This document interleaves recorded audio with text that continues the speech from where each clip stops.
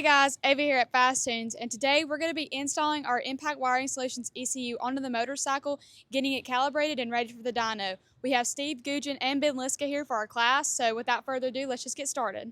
We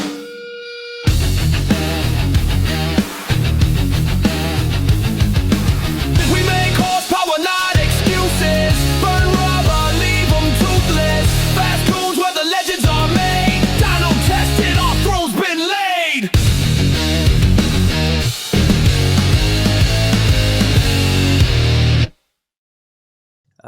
We're going to do this install on this bike here. We take saddlebags off, set them on over there. All the tools are laid out, and there's our new ECU. At this point, let's get the saddlebags off, side covers off it, and let's start with that.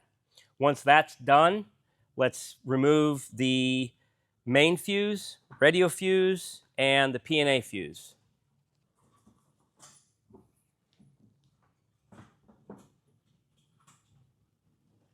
Have to admit, this is an absolute beautiful setup here at Fasttunes today. They've given us a beautiful lift. We've got everything set up here to be able to get this done. And I got Ken on here unboxing the impact unit.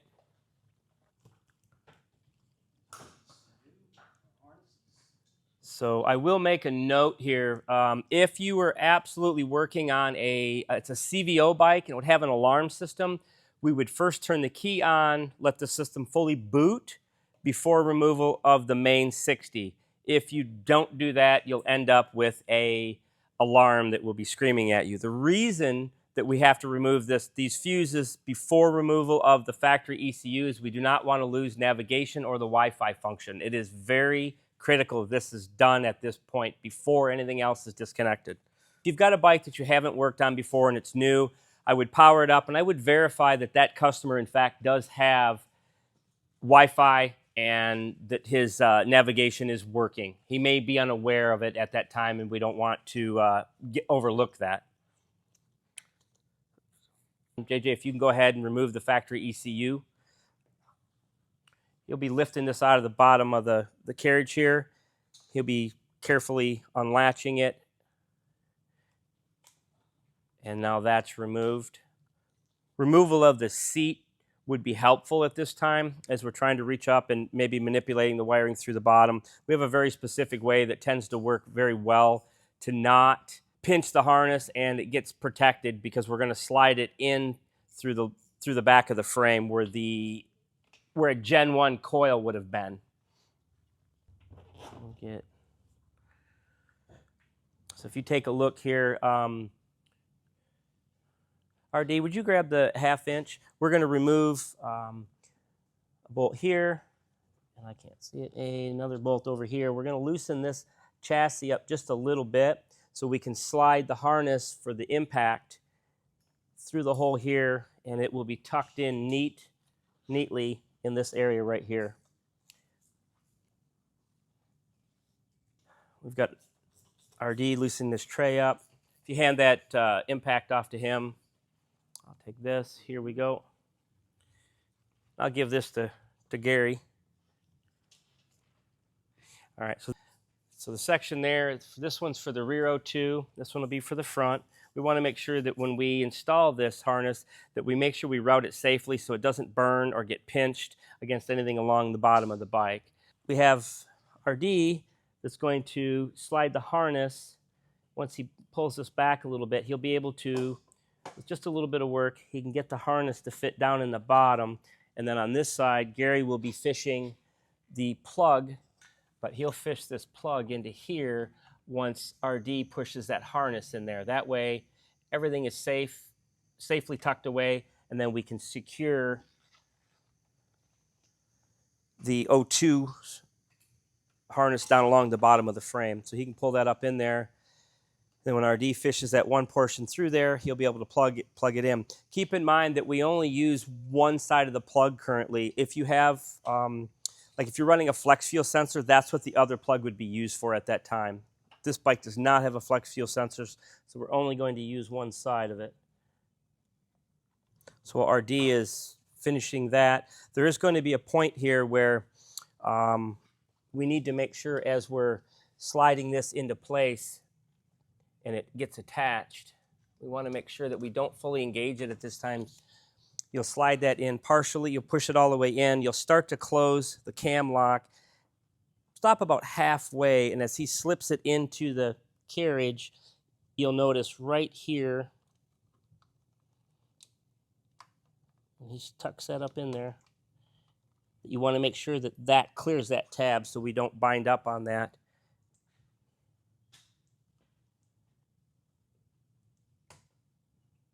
And then it will snap down into place. Okay, we've got that done. He's going to go, RD's going to go ahead and tighten the tray back up. In the meantime, once he gets done with that, I think we could raise this up, be a little bit easier. We'll get the O2 sensors put in there, the front and the rear. Then we'll attach the O2 sensors into the O2 harness, and we'll make sure that we safely zip tie it and fasten it in a way that is, again, away from anything that's hot. We don't want it rubbing on the front brake lever. We don't want it touching the pipe. And there will be a book on this that will be available for download off of the Impact resource page. So if you forget a step, it'll be listed for you. Jason, if I can get you to start routing that harness down, and JJ, if you would be so kind as to install the O2 sensors. So Jason's going to route that harness down along the bottom of that frame, and he'll use some of the factory tabs that are already there for the rest of the harness. If, for whatever reason, he feels the need to add maybe one or two extra zip ties to make sure that that harness can't shift, so it can't be pinched, rubbed, abraded, or burned, he'll be doing that. JJ is going to install the O2 sensors into the front and rear. Front and rear O2 sensors, there is no front or rear, it's just an O2 sensor. Now the harness is specific for that.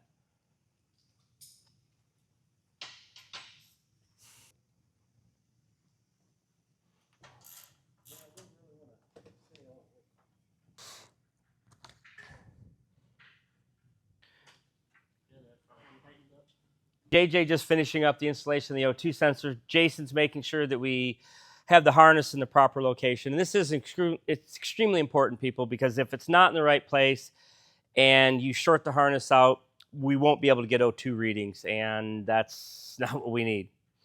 You'll notice at this point that we still have not put any of the fuses in.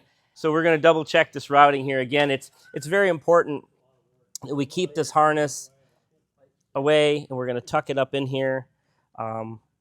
Back in here on the back of the pipe. We've got it run down here in front of the side of the cam. It's got it in the clips here all along the factory harness. And we could probably add a zip tie.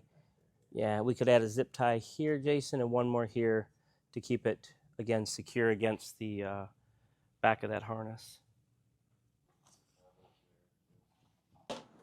Grab that, Gary, run it across. Make sure there's not the valve cord not in the way. Got Jason that's going to complete the process here. Jason's going to go ahead and hook the USB up to the Impact Wiring Solutions ECU. Pretty red cord.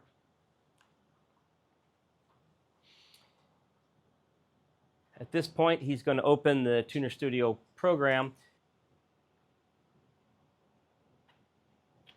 He's going to select the file that we've created. At this point, it's reading the ECU. So this is the calibration that's currently in it. We're going to want to make sure that this calibration is fully up to date. So he'll go to Communications, right there. He'll click that. He'll go to Settings. That will pull this offline. At this point, he'll close this. He'll minimize the program. He'll open the Updater. This is a crucial point. We'll want to make sure that we're always having the latest software in these units, guys. There's updates that are made all the time.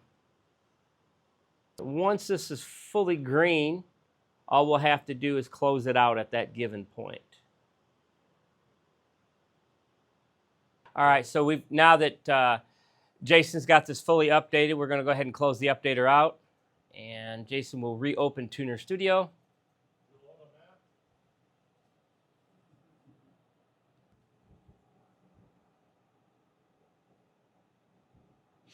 So he'll go back to his communication button up top. He'll click settings, and he's going to go ahead and test port and hit accept.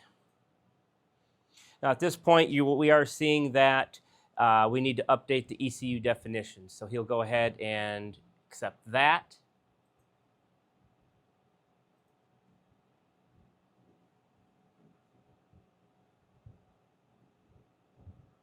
And that is it. We now have a updated calibration in this bike. And at this point, we can definitely go ahead and fire it up with the fuses he'll put back in here. So he's got the fuses from the BCM, P&A, and the radio fuse, along with the main fuses in his hand. See if I can help you pull that back.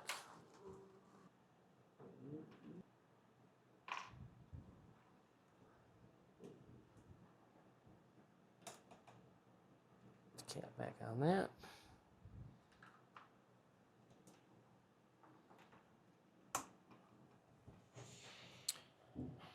Go ahead and get a key on. We will let this unit fully boot.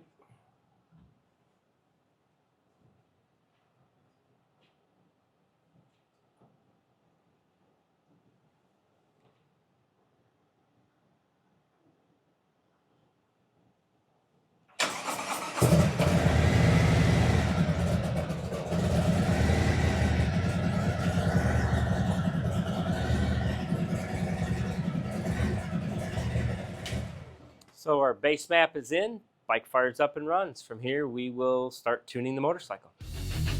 Thank you, Jason.